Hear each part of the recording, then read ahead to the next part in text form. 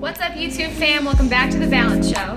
Today we have a very special announcement for our brand new collection, Harmony, that launches at the end of the month. These are the final 3 colors of the collection, Bliss, Sky, and Ray. They are some of our favorite colors, and we can't wait for you to see them.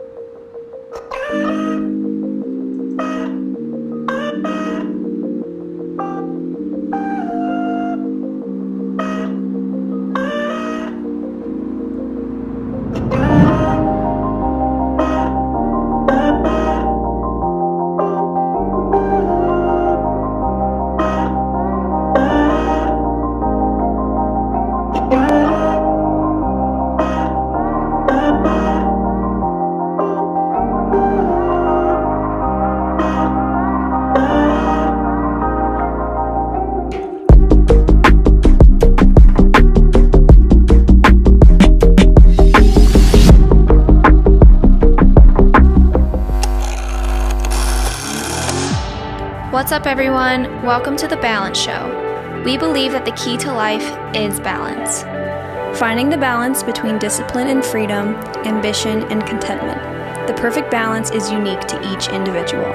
We are your hosts, Taylor, Chloe, and Steve, and we're here to help you find your balance.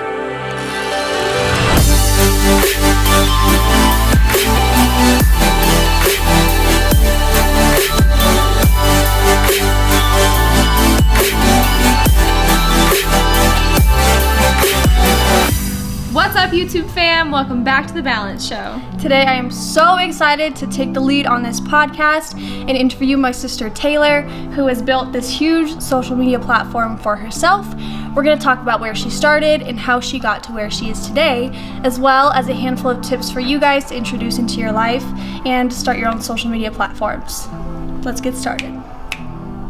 So today, what we are going to talk about is kind of just a brief history of Taylor, my sister's story on social media and her platforms, kind of how she built it up over time. It definitely was not an overnight success. It took a lot of hard work and a lot of trial and error, and I think she's definitely evolved on her platforms today.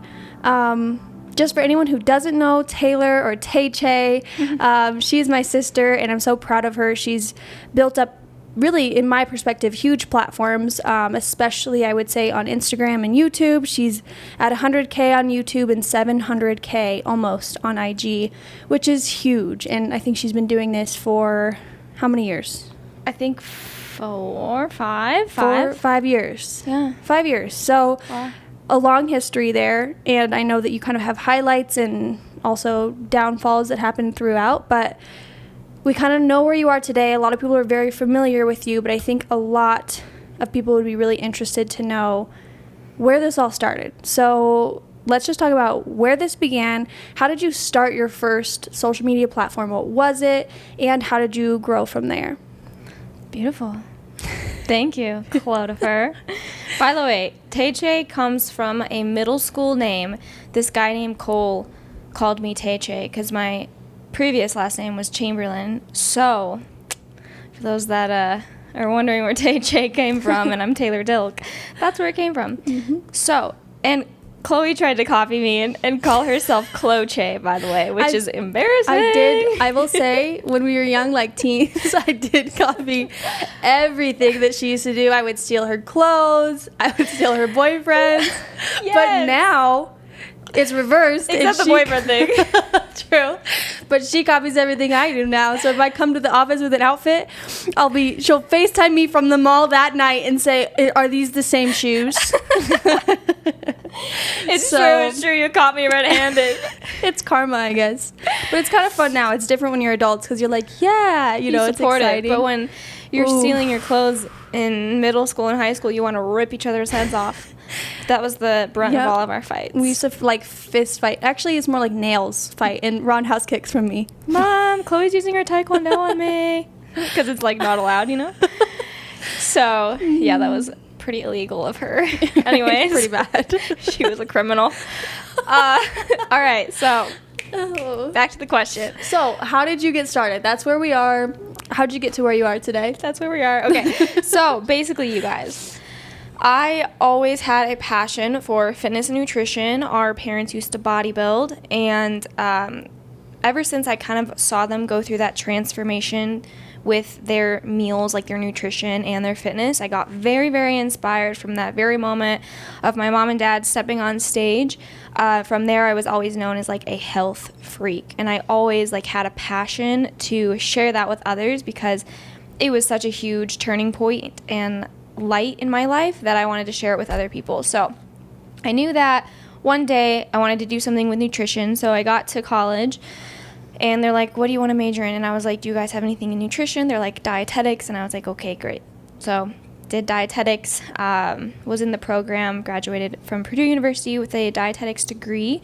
Did not go on to get my registered dietitian license because that's a whole nother story, but I just felt like it wasn't in my heart to become a registered dietitian for what I wanted my career to be. But throughout my college career, I started a blog. It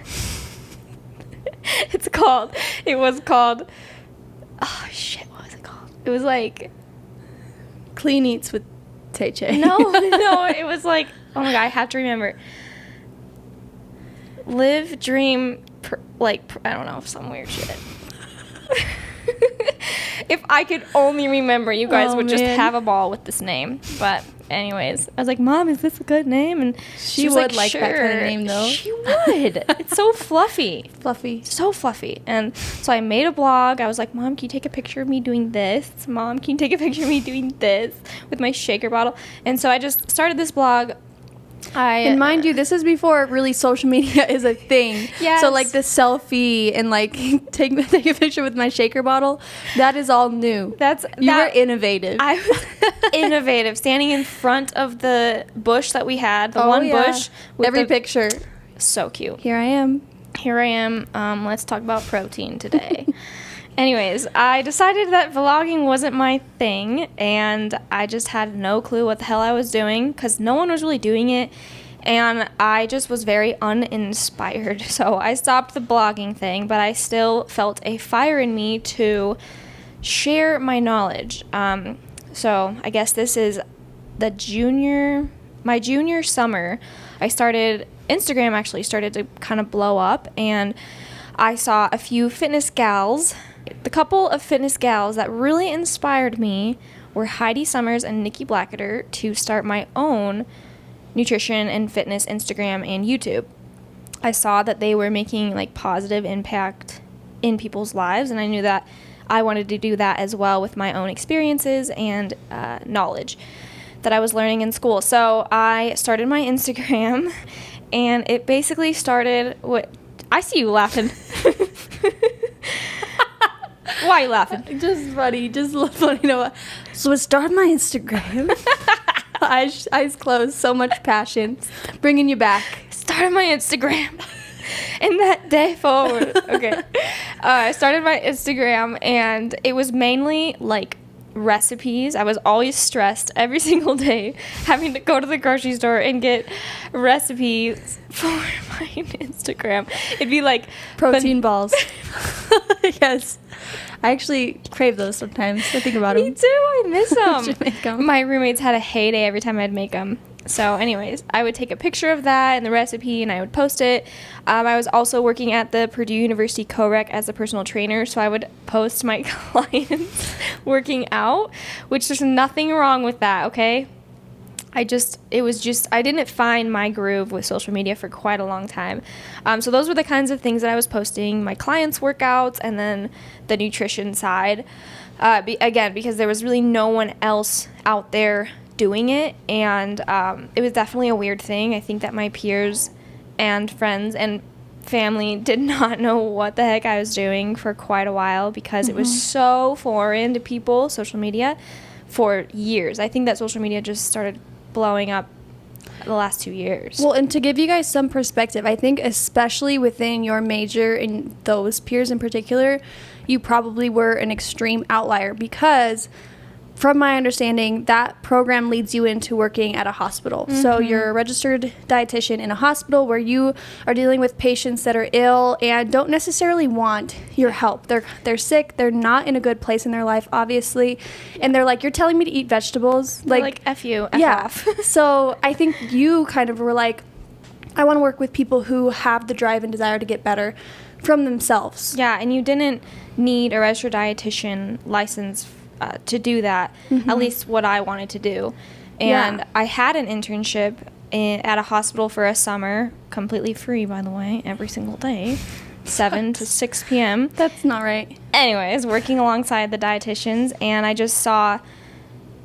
saw the people that I'd be working with, and I just think it wasn't for me. So from that point forward, senior year, I just kind of wanted to get it done and graduate and do my own thing. And people, I'm sure you had people who looked down on you for making that decision to go a completely different route, different from what everyone else was doing. Yeah. And then also for being, putting yourself out there on social media. I know even me, when I first started vlogging, that I remember people just like laughing at it, like they were like, this is so stupid. Yeah, but totally. It's crazy that people can think that way, and then eventually here we are today, and they want to say that they were friends with you. Yeah. Oh my gosh, and that's it's like a whole you were other someone story. who really put me down. Yeah. And that happens a lot. I think that happens to a lot of people too when they go their own way. Yeah. Right? Yeah, they don't want to support you. Like, they're scared to support you until they see somewhat of like success that you're bringing towards yourself, and then they'll be like, oh yeah, I knew her. Yeah. It's like, oh wait, but you made my life hell for years. And that's the thing, is like, just, I think the moral of that story is just to be nice to everyone, and everyone has their own path and also their own struggles. You have no idea what people are going through. So it's just good to be supportive of everyone. If they're not interfering with your life, I don't know how you can be negative towards someone. Yeah, totally. Especially for pursuing their dreams. Exactly. So how did you deal with the people closest to you, and then even that outer circle, just not supporting you? Like, not only not supporting you, but being against you. I always had like Steve, and he's always been super supportive of me, and he's always like, I told him my dreams and I'd voice them to him, and I'm lucky enough to have someone like him in my life. But I think that I've always kind of gone against the grain because I don't like to be like everyone else, so it was a little bit easier for me, but it still definitely, it sucked because you lose a lot of friends, I feel like, when you try and do something that they're not comfortable with, and they just want to like talk amongst themselves, amongst their friends, about you because they're feeling insecure. So you definitely have to have a hard shell, and I'm continuing to get a hard shell because social media is crazy. But yeah, I think just like finding support in your life, even if it's just one person, is so helpful. And just stay focused on your message and what do you want to put out in this world, because that always helps. Like, you're impacting people, and that's what should matter. If that's your biggest driver too, and that's your intention, you should be nothing but proud of that, I think. Yeah, absolutely. So the reason why I also started my social media was because I was trying to grow my online coaching platform, because I thought that that's kind of what I would be doing after college. I thought that I was just going to be like an online coach. Which you love, because you just talked about impacting people. Yeah. That was your favorite thing. Yes, exactly. Like, I think that there's people out there that are so great at online coaching, and like they're meant to do that. Like, that is their thing, and they were put on this earth to do that. But I felt something in me that I wanted to go another way eventually. But anyways, that's why I kind of started my social media, was to grow that platform. So you were building that all up on Instagram, and then I remember you branching out into YouTube and just wanting to share, I think, more of like your life and your personality on that platform. So what did you start doing on YouTube, first of all, and then where were you in your life as you were starting that new platform? So I think the first YouTube video I did, we were still in college. Steve and I were still at Purdue. It was our senior year. We were about to graduate, and we were headed to Chicago for like this TV show audition that I wanted to do. And I think that was my very first vlog, but I was also in prep for my first bikini show. So I originally wanted to start YouTube to track my like bikini prep series and show the world that whole process. It's obviously turned into much more for me, but that's kind of what I envisioned my YouTube being. And then you did share that, and I think you've talked about that people were so interested in that. I think people have a natural draw to The struggle. the struggle in someone pushing their body or themselves to the extreme. Yeah, totally. So you did that, and then you were doing YouTube, you were doing Instagram, you graduated from college. What did you end up doing straight from college? Were you just doing social media? So I was fortunate enough to live with my parents at the time for a year post-graduation. I was able to work 3 jobs. So my online coaching platform / social media. I was a personal trainer at a gym in Indy, as well as a nutritionist at that gym. So I had a lot going on. But I think it was like 5 months in, I really had this awakening to pursue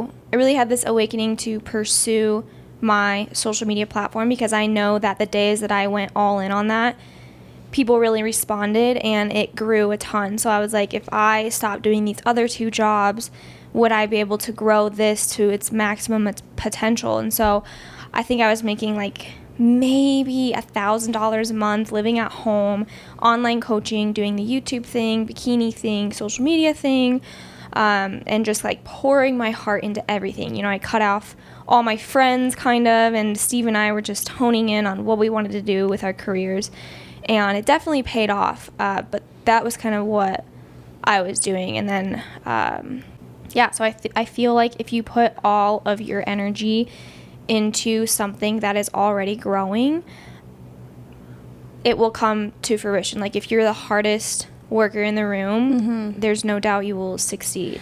And that's something that I want to touch on, because in one of our previous podcasts, we have talked about how to find your passion. If you guys haven't heard that one, definitely go back and listen. It's a really good one. But we touch really briefly on, you know, it's not that you have to quit your 9-to-5 job and jump into something else, because that's not even really good advice. It's, you know, start your side hustle and your passion, but you still have to maintain a life and a salary and a lifestyle outside of that. So I think that's a really good example. And I think a lot of successful entrepreneurs will say that they had a time in their life where they were working multiple jobs, putting their head down, not having a life outside of it, but working all day and then pursuing their passion all night. So I just wanted to point that out, because I think it's really important. And it's also more realistic to say, like, no, we don't encourage anyone to go and quit their job and jump into something, but to put their full heart into it. And if you need to wake up earlier or go to bed later and just work longer and harder on it, you can accomplish so much in a year, and it'll set you up for the next 100 years. Exactly. Like, I'm sorry, but if you have to cut off your relationships like a little bit, you know, the going out on the weekends and all that, it will really, really help you succeed in the long run. Like, I know it sucks to not have a life, but it's so worth it. And you just have to look at the bigger picture for this kind of thing, I guess. And I will say, it also, like, I think going through that, and I think we're still even going through that grind period right now that we've started balance, but you realize that you don't have a life in the sense of what a life means to you when you're in high school or college, which is like partying and socializing and going out. But I think as you grow and you mature a little more, if you're still into that and connecting with friends and stuff, there's nothing wrong with that. But if that's the only thing you do outside of work for fun or for self-development, that's also not living to the fullest. Yeah. So not tapping into your full potential. Exactly. So it's not even that you don't have a life, it's that you're shifting your perspective and also your priorities. So now having a life to us means going to the occasional concert or going on a hike. You know, it can really mean anything, but I think also that's something good that comes from it is you value your time more when you're not working. It's like, what can I do best with this time to best serve myself? Yeah, that's so true. It's so worth it. Yeah. That's awesome.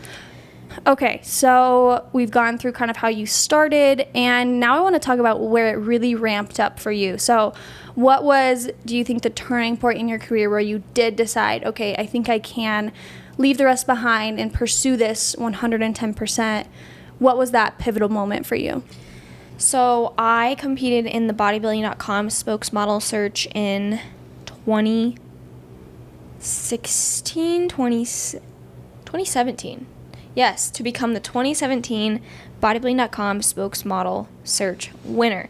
So I was fortunate enough to make top 5 for that, and that is a whole contest. I think it ran from October to January, and there's a lot of requirements. You have to post a certain amount of times, you have to vlog the whole thing, and I think people started to get very invested into what I was doing. And when I did win top 5, and I was able to go out to the spokesmodel or the bodybuilding.com headquarters and get photo shoots and video shoots and just like live this life that I've always dreamed of, I think that showing that and being like so open with it and like showing how I went from here to here, people were very interested in, because they saw me go from like nothing to become this top 5 bodybuilding.com spokesmodel. Mm-hmm. And I think that bodybuilding.com gave me a lot of exposure. I was on a lot of their articles, and I was flown out there a lot, and going to expos with them. They gave me a lot of opportunities, which I'm so grateful for.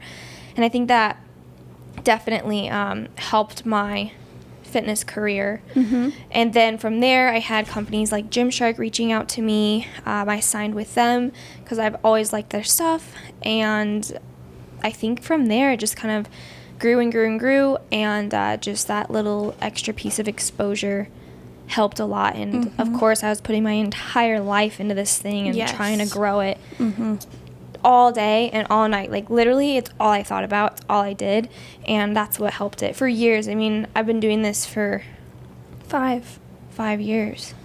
5 years. And so that's kind of how it all came to fruition. And then I brought you guys along with me to try and get my IFBB Bikini Pro card, and I did get it. And I was at this moment in my life where I felt a little bit unhappy with the way that I was going in terms of being so strict on my lifestyle and food and not really having a life because of competing, and it just wasn't making me happy anymore. So I made this whole lifestyle shift, and I'm grateful because now I'm able to share with you guys like my whole balance in life and how I'm able to live a happy and healthy life without being so restricted. So I'm able to share that and help people with their own journeys throughout that. So and I would even argue that you reach a lot more people going about the lifestyle that you have now. As much as people are so drawn and so interested in that push it to the limit mentality, I would say that now that you have, I wouldn't say more realistic, but just a more well-balanced view of your diet and your exercise and just living to the fullest. I think that has even maybe a better impact on everyone that you touch, but especially women, because sometimes we need to hear that it's okay to have a glass of wine and a piece of chocolate at night. You know, like you got to have balance, and you shouldn't live your life so restricted all day, day in and day out, and that you should live a little because life is short. Yeah, exactly. Yeah, I think it's huge. And so that's what I wanted to ask you about, was when you made that shift from, competing and now into a more balanced lifestyle, were you worried that people weren't going to resonate with you? Oh my gosh, that was a huge thing. Like, I realized that once I got my IFBB Bikini Pro card, that is basically what I set out to do. Like, I emailed my coach the first day and was like, hey, I want to get my pro card. And he's like, okay, let's get to work. A year and a half later, we got it. And then from there, I mean, I felt so like disconnected because I got to my goal, but then why was I keep continuing to push further and further and like hurting my body and hurting my mentality and like my overall happiness? So I think that was a huge thing as to why I didn't quit sooner after I got my pro card, because I think there was like a 9-month period where I was like still in prep after gaining my pro card.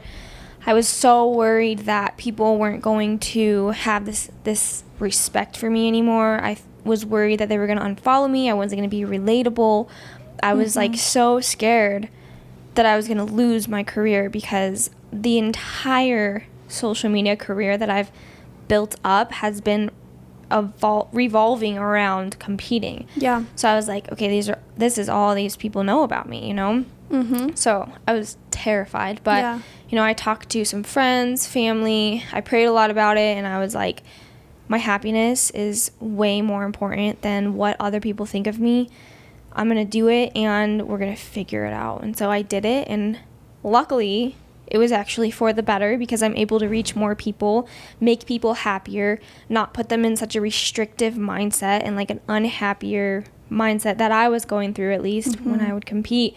Not saying that all competitors feel that way. But a lot of people But- do struggle with that kind of more obsessive lifestyle. Yeah, totally. And like, I didn't want to preach that anymore. Like, that's not what made me happy. Why would I preach that? So Right. I wanted to preach things that I was doing with my life to help other people gain like this whole balance within themselves. So And that's the thing is, I feel like if you're being your most authentic self on these platforms, that's when people are going to resonate with you no matter what. Because no matter what you're going through, there's probably thousands of people out there that are going through the same thing. And so when you were showing your life through bodybuilding, you were being authentic. Yeah. But as soon as you decided that was no longer for you, you maintained that authenticity and switched gears and said, it's a little nerve-wracking, but this is no longer me. This is who I am now. yeah, and that actually goes to show, which we'll talk about later, the steps that I have for you guys to dive into social media. I feel like when I first started posting, it was very surface level and like, hey, here's a workout, enjoy, you know, just like Or even people- like, hey, my life is so great. yeah, exactly. Everything's Like, perfect. I never shared the struggles for a while, like I would say a year in, and once I started sharing like my previous eating disorder and dad's cancer and like things that people related to, people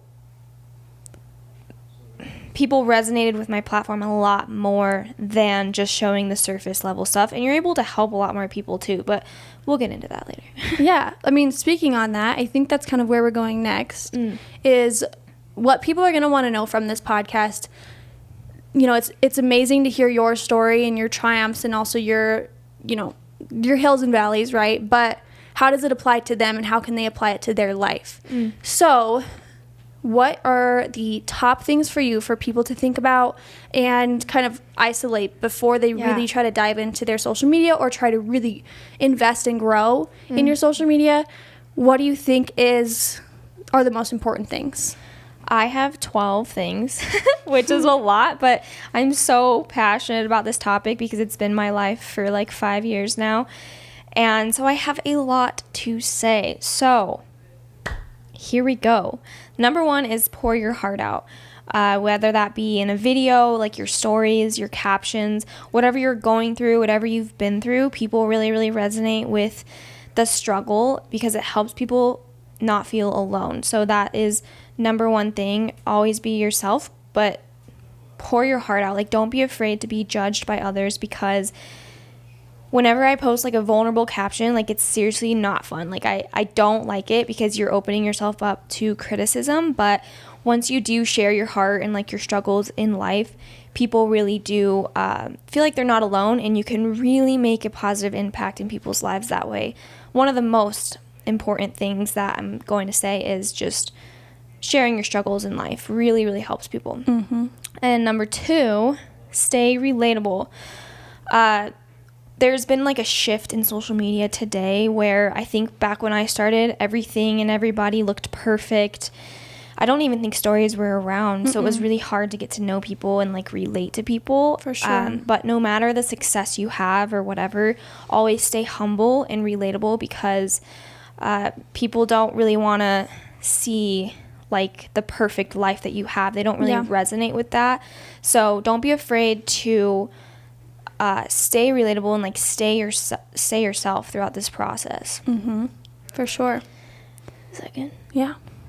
Okay, so the third one is don't be afraid to be yourself, like I was saying, because at the end of the day, people want to love you for who you are. And also, if you build this social media based off of a second personality, you're going to have like a weird shift where you feel like you're living two different lives.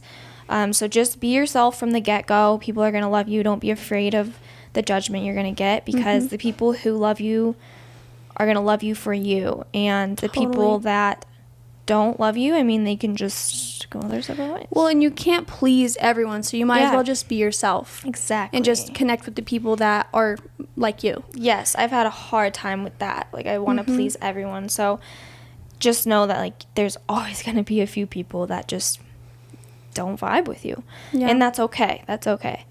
The next one is create quality content. So take your time, don't rush. Like, if it takes you 3 days to get the perfect thing, the perfect video, picture, whatever it may be, the perfect caption, don't rush it, because quality is everything.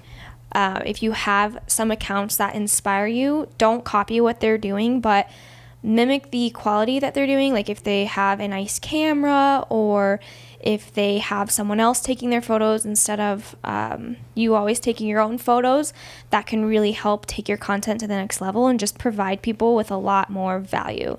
I will say on that note too, something we have had a really hard time with is actually outsourcing some things.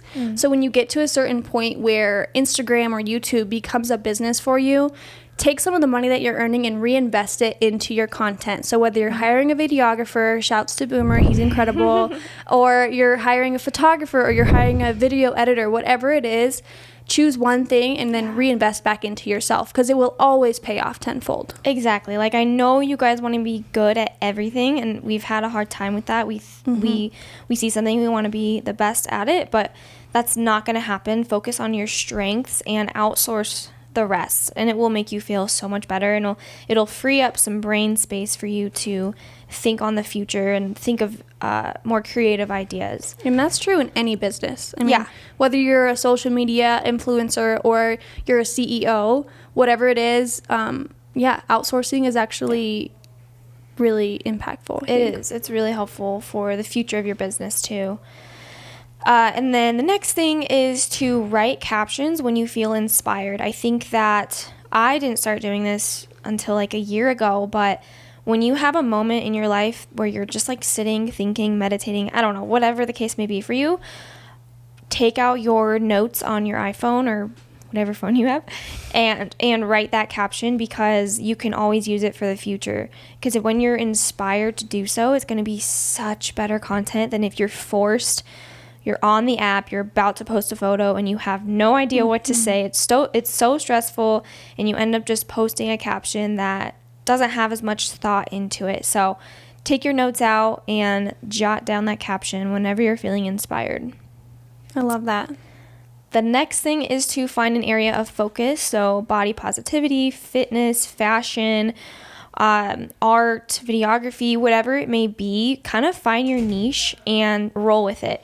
Of course, like for me, I like to show all parts of my life, but I do have a niche in fitness. Like, I show basically everything, but I always try and maintain my main focus, which is fitness. And I think that's really, really helpful, because people want to know what you're about. Like, they have their fashion accounts, they have their fitness accounts, they have the people that inspire them for art, like whatever it may be, they have the people that inspire them, and you want to be that person. Yeah, so definitely have a primary focus, but like you said, on a secondary front, show the multifacets that is your life. Yes, totally. The next one is to not listen to the unsupportive people around you. I actually had a really close friend, a best friend, last year talk about how whenever we were together, I was always talking about balance, and she was just so tired of it.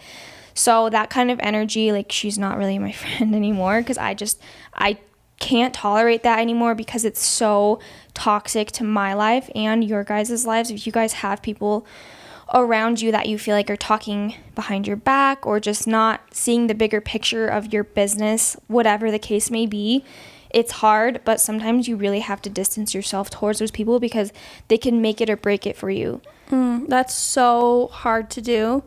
Because, okay, you think like, okay, yeah, I want to cut off toxic relationships, but toxic doesn't always mean like deadly. Like, it can just be a little bit poisonous. Like, if someone is like just not 110% supporting you as a friend or as someone that you love, especially if you would in return support anything, they're just not a good fit for your life. You don't have any obligation to remain close friends with that person. Totally. Like, you can always be kind, but you don't have an obligation to keep someone in your life just because they've been there for a long time or just because they supported you at a prior time. I mean, things change and people evolve, and sometimes you grow in different directions. Right. And sometimes you outgrow the people that you were friends with sometimes. Like, sometimes they don't evolve like you are in this moment of time. Like, if you're taking time out of your day, especially with this Elevate You series, to do your morning routine, to do your exercise, to do your water, to get sleep, like, you're evolving so much that some of your friends, like, may not be feeding their souls and their brain and their energy the same way that you are. So sometimes it just happens to where you grow apart. Right. And that's not your fault, and it's not even really necessarily their fault. It's just a fact of life, and you're just going to grow apart, just like you might have with your high school friends. You know, there's going to come times where you meet new friends that are, you meet new friends that are a better fit for your current life, and things just change and people change over time. Yeah. And that's okay. Change. Right, exactly. And there's times in my life where I stay stagnant and I don't evolve, and I'm sure people around me are evolving themselves. So it's just a matter of evaluating, like, who fully is there for you and who wants to see you succeed. And the next thing, I know there's like 50 million things that I keep saying the word thing, so I don't really know. The next, what else can I say? The next item. The next item on the list. No. The next step. Yes. Oh, that's better than things. I hate saying things. Step is better. The next step is to, it's kind of just advice. When you start out, people are going to think that it's strange, but stick to it because your friends and family will understand over time. Like, when I started competing was a lot different than when my parents competed. And so sometimes I don't think they understood the whole macro thing, but over time, they understood that I needed to follow specific macros to get to my goal physique. It just took them time to realize. And, like, same with friends. If you're starting off a new, like, business venture, they're not going to fully understand at first, but just give them time. As long as they're supportive and, like, they're like, yeah, do your thing, they'll come around and they'll be able to talk to you about these things. Like Tyler, he didn't really understand social media for a while, but then when he started to do it with me and, like, kind of be my manager, and he just was able to relate to it a lot more, and we were able to talk about it a lot more than him not understanding. So the next step, this is huge actually. When you get to a point, well, I guess this can be at the start of your social media career. If you have your very few companies that you love and support, be sure to stick with them for as long as you can, and don't stray off to, like, 20 different things. So, for example, like, if you have one specific supplement that you take from a certain company, try and stick with that one company rather than have, like, 10 different companies, because people are looking to you for your opinion and they don't really know what to trust, I feel like, when they see you supporting, 20 different companies. I think that it's really important to find those companies that you can stay true with their message and their products. As long as you love them and support them, I would highly recommend to stick with those companies and then just take it and run. Like, I would just recommend to stick with, like, your... Like, how do I end that? Like, just have the businesses that you support. Like, it's hard to kind of put it into words, isn't it? Yeah. It's so, okay, if you have a clothing company that you love, like, let's say you love, what's a freaking, like, Abercrombie. I don't know. Like, if Abercrombie was throwing out sponsorships. Right. If you loved Abercrombie and you want to maybe become sponsored by them one day, only try and post in Abercrombie as much as you can. To be sponsored, or, like, to have people trust you, like your followers or the people that support you, they want to see that you're repping the same company over and over again rather than trying to branch out to 20 million things, because A, when this company reaches out to you, they will see that you really do stand behind their products and their message. And B, your followers/supporters will stand behind you even more no matter what you say because they trust your opinion. And for anyone who isn't really understanding the context of this, as you grow in followers, there's so many companies that are looking for someone who just has X amount of followers, and they throw, free product or codes at them or whatever.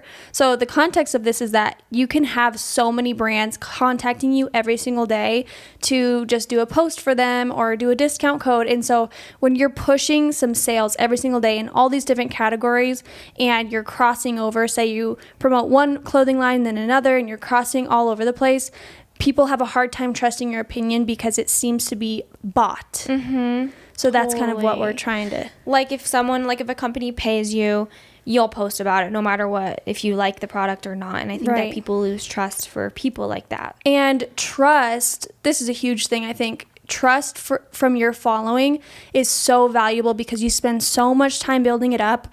So why throw it away for like X amount of dollars? Mm-hmm. Because you can't get it back again very easily once you throw it away. Absolutely. So never sacrifice trust for money. That's so good.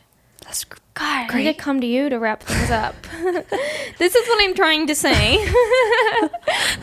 No, wait. Okay. The third to last step. Oh my God. Just tell them the step. Okay. Get a second opinion. I know that you think that picture is so damn good, but you show that to your BFF and he's like, hell no, you ain't posting that, girl. This happens to me and Tyler every day. Or you might have a picture where you're like, I look butt ugly, and then someone's like, no, this is beautiful, and then you're like, okay, I'll post that one. Okay, fine. So it goes both ways. It doesn't always have to be someone who tears you down. It could be me who builds you up. I know my builder upper and I know my terror downer. But we work in synergy. We balance you out. Exactly. Because if I was just here in your ear, your head would get too big. I'm like, oh yeah, I'm the best. Bobblehead. I would just think I'm the best. So you need people in your life to be like realist with you. Yes. And be like, that's not a good idea. Or be like, yeah, that is so great. Yes. Okay. The next thing is, I thought I was going to stop saying thing. Do not look at the number because it doesn't matter. Do it because you love it. Mm-hmm. When you start off your social media, it is not going to explode. I'm telling you right here. It's very, very rare. Like 0.00001% of people blow up on Instagram from within the first year or two. You just have to do it because you love it. Do it because you're impacting people. Do it because you like creating quality content. It's fun for you, and you want to create a career out of it in the future. So don't look at the number because it will get discouraging. Even me, like, I can't really look at that because I will sit there and think about it. So all that matters is that you're impacting other people's lives in a positive way. The last thing, you guys, are you still here? Hello? There is no secret, no hidden connection. Okay. Mm-hmm. Oh my gosh. You guys would be so surprised, or maybe you wouldn't, but I get this DM all the time, and it's like, what connection did you have to get to where you are with social media? It honestly infuriates me because I worked so freaking hard to get to where I am, and I am not the best social media person. Like, there is 50 million people that are better than me, but I worked so hard to get to where I'm at now, and I have a lot of growing to do, but I didn't take any shortcuts. Like, I never asked anyone for help, never asked anyone to shout me out, never bought my followers or my likes. It's been just me sharing my journey, trying to better people in a positive way, and it just, oh my God, it makes me so, there's nothing that will make you, like, be where you want to be in just 2 seconds. It's going to take a long time. And just as a piece of advice for someone who might not understand that, when you ask your favorite influencer, you want to be, you want to have the following that they have, and you see so much success in their life, and you think really highly of them. When you ask them a question like, who is your manufacturer? Where did you get your connection? It's basically asking who did this for you. Yeah. Or, those kind of questions are really Hurtful. They're hurtful, and they undermine all the hard work that is put in by that individual. So it's not a good question to ask, and people might not even think that they're doing any harm with it, but it does undermine that person. Yeah, you guys, as long as you are the hardest freaking worker in the room, you can do whatever you want to do. It may take years. It may take 10 years, 15 years to get to where you want to be. And I am nowhere near where I want to be. I do not think I'm the best. I do not think I'm the best expert on social media. These are just my tips that I've evaluated on my own, on my journey to hopefully help you guys, and hopefully you guys can take some of that away. Hopefully it inspires you. Yeah, and they seem like simple things, but, coming from someone who has really built this huge platform for themselves and then been able to create a lot of success from it, it's really cool to hear, no, there's no secret. It's just hard work. Hard work. It's every day. Every day. And, taking leaps and being vulnerable and having those scary moments where you're sharing your life and you don't know how it's going to be received. So just to wrap up, just kind of from the outside looking in, I wanted to just share a few key points that I want to take from this whole chat. One is going to be patience. As you build, it is not going to happen overnight. It didn't happen really for anyone overnight unless they were, like Taylor said, the 0.00001 sensation. So be patient and don't compare yourself to other people. If you put in the hard work, it's going to happen for you. It's just determining when. The other thing is consistency. So you have to put out quality content and you have to do it all the time to grow. That is just how it works.